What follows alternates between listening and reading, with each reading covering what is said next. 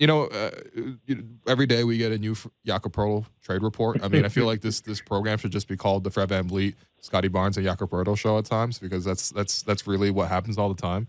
The latest from the Spurs talk.com is that the Raptors have one proposal on the table, I suppose. That's like a 3-team deal where Gary would be offered it to another team. San Antonio would send, Jakob Poeltl presumably to Toronto, and I'm assuming that third team will receive Gary and then send picks over towards San Antonio. Does that kind of deal make sense, or have you heard anything similar to that sort of framework? The only thing I've heard on the Jakob front is obviously the Raptors really like him. This is very clear. They view him as elite when it comes to defensive centers, so they kind of agree with everybody else. We all see the same thing. And that the price tag that San Antonio has attached to him, this goes back to last season, is 2 firsts. And, the Raptors would know that better than anybody, because I know they were kind of really in on that this time last year, and they ended up doing the Thad Young deal. And so I guess my only hesitation there is, as I pointed, my only comment on that would be, the thing I've heard consistently when I've kind of asked around about Gary is I don't think that they're in such a rush, or they're so committed to moving on from Gary as, common wisdom would suggest. And some of the reasons for that are, I think he won a lot of fans for himself about how he handled that adversity in November, getting benched, all of that.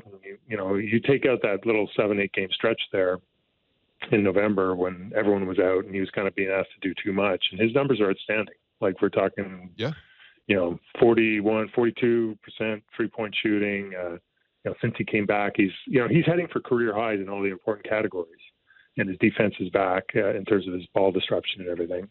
And so if you're from the Raptors' point of view, you're dealing a 24-year-old who and you like, and you really respect him for how he works and how he handles himself, who has something that is at a really high premium around the league, and B, you have almost none of. In fact, none.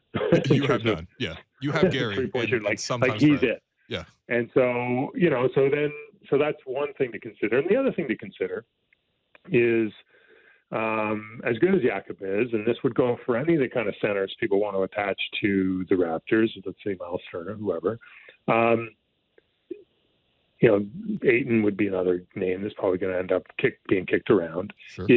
Are these guys, who you can play in the fourth quarter of really important games, in the fourth quarter of playoff games? And, I think you really have to be careful about that, because Jakob, for all the strengths he has, he's a non-shooter. He's a non-foul shooter. And so, you just got to be careful. And by the way, he's going to need a contract this summer. And he's not, he's 28, I guess, probably same age as Pascal, roughly. Yeah.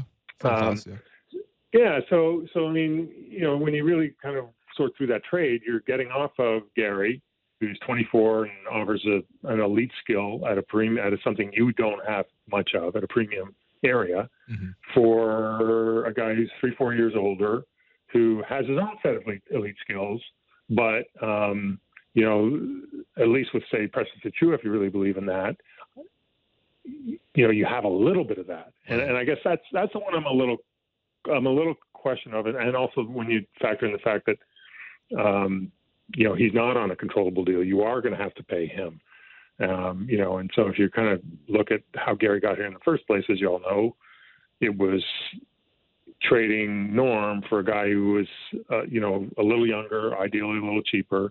And, I think that's why that deal made sense. So that'd be my rundown on that.